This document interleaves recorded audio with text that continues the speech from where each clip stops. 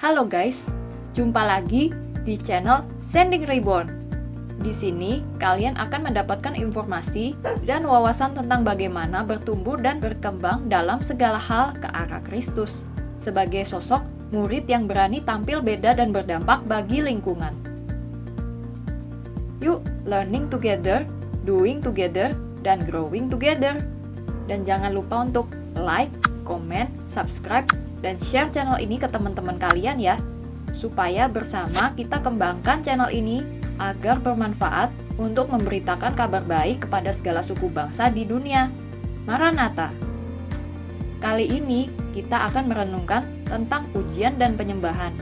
Apakah pujian dan penyembahan itu? Puji-pujian dan penyembahan merupakan ekspresi cinta kasih dan kerinduan kita yang dalam kepada Tuhan. Pujian merupakan suatu ungkapan pengucapan syukur atas apa yang Tuhan kerjakan dalam hidup kita. Sedangkan penyembahan merupakan ungkapan hati yang mengagungkan Tuhan sebagai sosok pribadi. Puji-pujian memfokuskan kita apa yang telah Allah kerjakan bagi kita. Puji-pujian memfokuskan pada apa yang Allah kerjakan bagi kita. Penyembahan memfokuskan pada siapa sosok pribadi Tuhan itu sendiri. Puji-pujian akan mempersiapkan hati kita untuk menyembah Tuhan. Apa yang sedang Tuhan kerjakan pada akhir zaman ini? Di dalam era kebangunan rohani yang terakhir kali ini, Tuhan sedang mengirimkan satu gelombang puji-pujian. Allah sedang membangun tentara-tentaranya. Inilah yang dikatakan firman Tuhan sebagai pembangunan kembali Pondok Daud. Pada hari itu, aku akan mendirikan kembali Pondok Daud yang telah roboh. Amos 9 ayat 11a. Pondok Daud ialah gambaran tubuh Kristus atau umat Tuhan yang penuh dengan kemenangan, yang hidup di dalam kehidupannya yang tertinggi, yakni memuji-muji Tuhan. Jikalau kita percaya bahwa kita hidup pada detik-detik terakhir, kita harus memastikan diri kita sedang berada di dalam gerakan Tuhan yang terakhir. Pastikan diri kita ada dalam barisan tentara puji-pujian Tuhan yang terakhir kali ini. Bagaimana kita mengekspresikan pujian dan penyembahan pada Tuhan? Pertama, dengan nyanyian. Di dalam Mazmur 69 ayat 31 mengatakan, "Aku akan memuji-muji nama Allah dengan nyanyian, mengagungkan Dia dengan nyanyian syukur." Dan Mazmur 68 ayat 5 mengatakan, "Bernyanyilah bagi Allah, mazmurkanlah namanya." Yang kedua, dengan seruan. Berseru adalah bentuk puji-pujian Alkitabiah yang paling sering disebut dan akan menghindarkan diri dari suasana upacara ibadah yang mati. Hai segala bangsa, bertepuk tanganlah, elu-elukanlah Allah dengan sorak-sorai.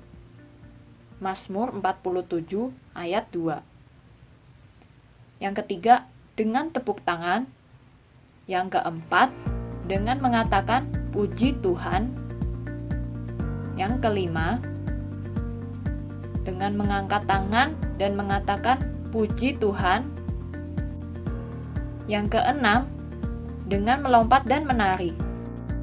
Seperti ada tertulis dalam Mazmur 149 ayat 3a. Biarlah mereka memuji-muji namanya dengan tari-tarian. Yang ketujuh, memainkan alat-alat musik. 8.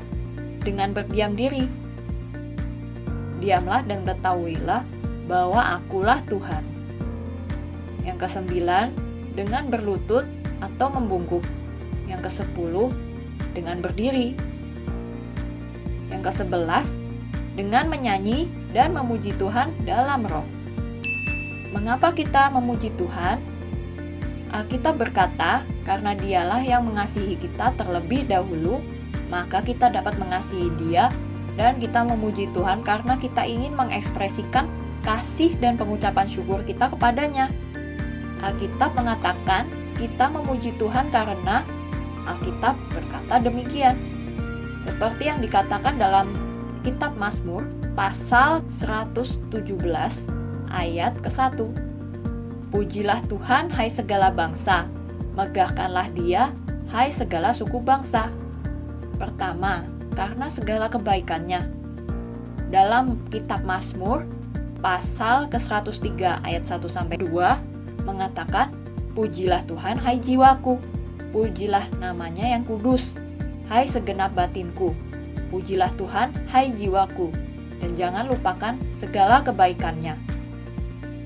Kedua, karena Dia memang layak menerima puji-pujian. Ketiga, karena perbuatan-perbuatannya yang besar dan mulia. Apa yang sesungguhnya terjadi pada saat kita memuji Tuhan? Pertama, pujian dan penyembahan yang keluar dari hati yang benar mengundang hadirat Tuhan turun atas kita. Sebab Tuhan hadir dan bersemayam di atas puji-pujian kita. Puji-pujian menarik kuasa Allah untuk turun. Seperti yang tertulis dalam Mazmur pasal 22 ayat 4. Padahal Engkaulah yang kudus yang bersemayam di atas puji-pujian orang Israel. Yang kedua, puji-pujian kepada Allah akan membersihkan hati kita sebagai hasil dari kehadirannya dalam hidup kita. Seperti yang tertulis pada kitab Amsal pasal ke-27 ayat ke-21.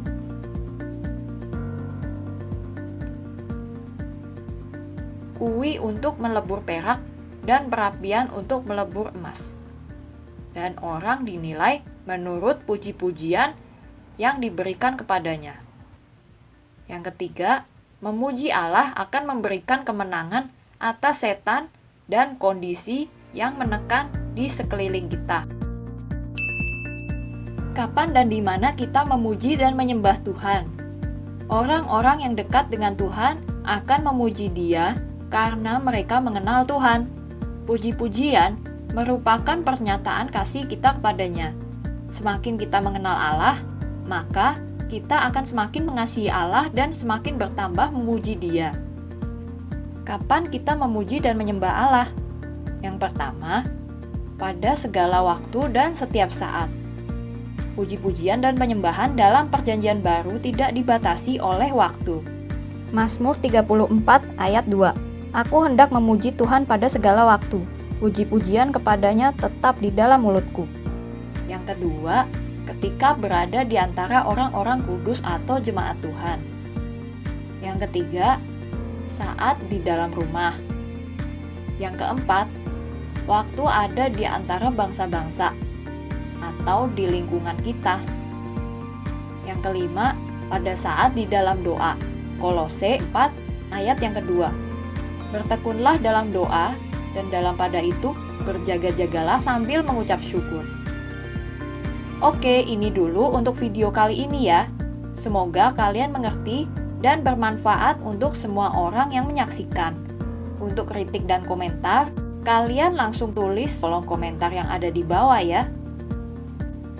Jangan lupa sekali lagi pencet like, komen, subscribe, dan share ke teman-teman kalian supaya mereka tahu dan mengerti bagaimana memuji dan menyembah Tuhan. Thank you and see you in the next video.